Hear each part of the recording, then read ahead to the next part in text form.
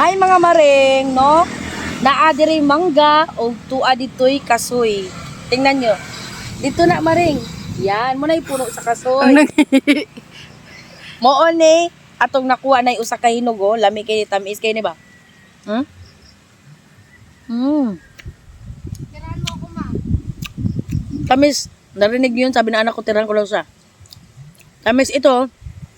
Ito yung nuts niya, pero hindi natin ito pwedeng kainin kay baka masunog yung ating labi. Ito lang. Tirahan mo ako. Kita nyo ba yan? Daming juice. Tamis?